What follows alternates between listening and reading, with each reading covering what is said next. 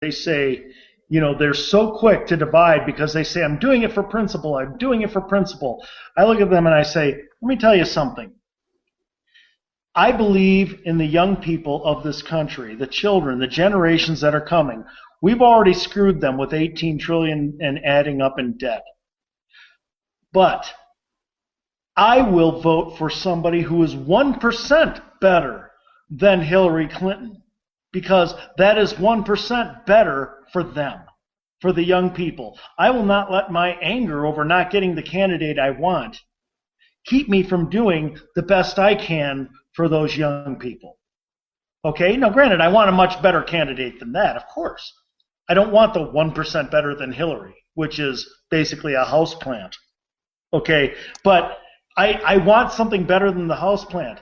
But I will vote for somebody 1% better than Hillary if that makes it 1% less damaging for 4 years to the next generation coming up. I won't let my emotions harm them. That's not right. Whoa. I'm sorry. I have some serious principle issues with Houseplant. Houseplant is extremely non-interventionist. Houseplant, he doesn't want to do anything about taxes. Houseplant has such a huge. He's got this thing.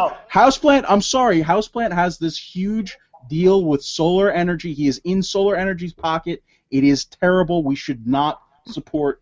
Houseplant stays out of your life. Houseplant hasn't passed a bill in ages. Houseplant is perfect. Houseplant is the ideal congressman. I want you to know, if every congressman were a houseplant over the last 100 years, we would be living in paradise. I'm telling you this right now. There's a lot of dirt on Houseplant, so we can't support him.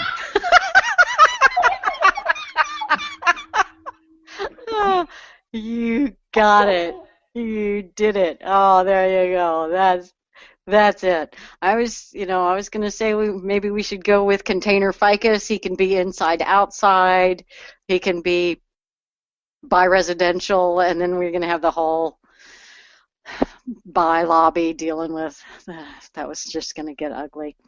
I think the main point we have to get from all of this is that as conservatives, for the last 100 years, we've wanted to get involved in politics when an election is coming up, and then after the election, after we win that competition, we want to go back to our real lives, because politics has not been part of our real lives. And because we've only paid attention a few months out of the year, the liberals, who are always engaged, always involved, always fighting, and always working at it, they end up winning because we're not even awake. We're not even paying attention. We're not playing the game. We didn't even show up. We're not on the field, using that sports metaphor again.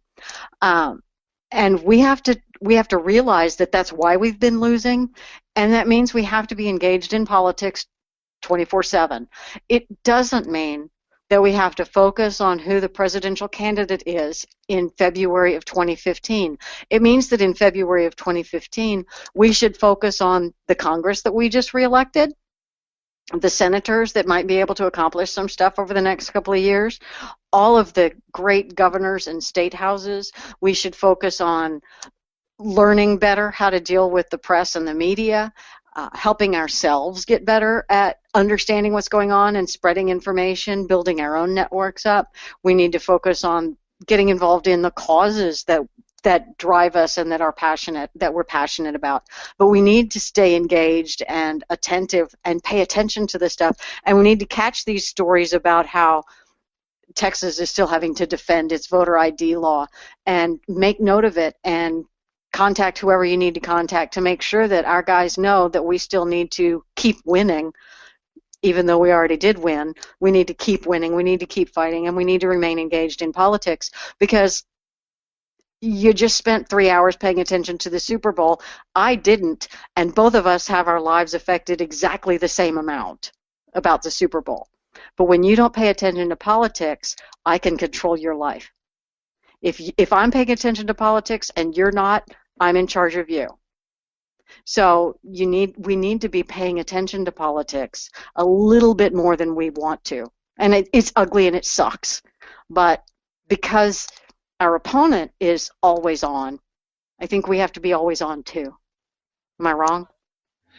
If I could just add one thing, let's make sure it doesn't sound like just drudgery all the time. Folks, it's also a lot of fun. If you do stay involved, and if you do work together, and if you do keep your messaging fresh, you're going to have tons of victories.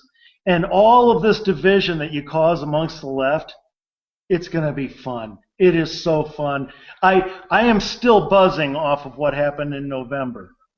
And we are going to crush them if we just keep it up. They get tired too. And it's really fun watching it happen. I really enjoy it. I believe all of them aged like 10 years on that November night. And it was fun to watch.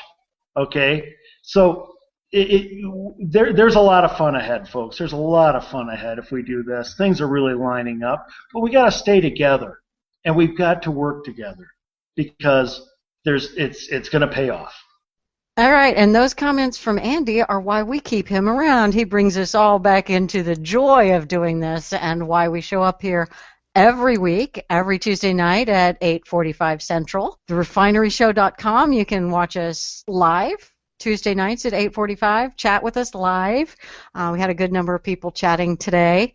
And then if you don't get to catch us live, like some of our folks can't because of, work or family or whatever, you can watch it after hours on YouTube or on any of our podcast channels. All of that information is available at TheRefineryShow.com. This is also broadcast on VigilantLibertyRadio.us Thursday nights. Fishy, give us the deets on that. Yes, we are also getting a nice little audience out of Vigilant Liberty Radio, our newest partners. They have been so generous. They've been airing our spots, our promo spots as well during other shows, and we wanted to thank them for that so much. Those guys have been a good support, and we're so pleased to be a part of that family. I wanted to mention, too, wasn't it interesting that not Larry O'Connor was in our chat this evening? That was very interesting. Super cool that not Larry O'Connor was there. I'm not sure who that could possibly be, but, interesting. Well, it wasn't Larry O'Connor. No, but there was a definite code word there that might have given some clues. So people who are wondering what goes on in chat, you need to be there. You never know who might or might not show up. Exactly. And we have a good bunch of folks from the Conservative Union, as well as from Free Radical Network, and some of those folks we might have on the show at some point in the future. No Absolutely. Reason not to. And we can't really we must mention that the party of choice. We have to pimp them out too. They will be hosting terrestrial radio. They'll be on Grassroots Radio Colorado, hosting both hours this Thursday. It's going to be awesome. That's at 9 p.m. Eastern time, I believe, and it is. I mean, that's awesome that we've got a real terrestrial presence for the party of choice. It's pretty epic. And that's going to bring us to the end of the show for today. We ran over. We started late. We ran late, and well, that's just the way things happen. It's nice that we don't have producers and stuff that are giving us hard breaks like they do on terrestrial radio. So thank you guys for being here, and we will see everybody next Tuesday at 8:45 Central.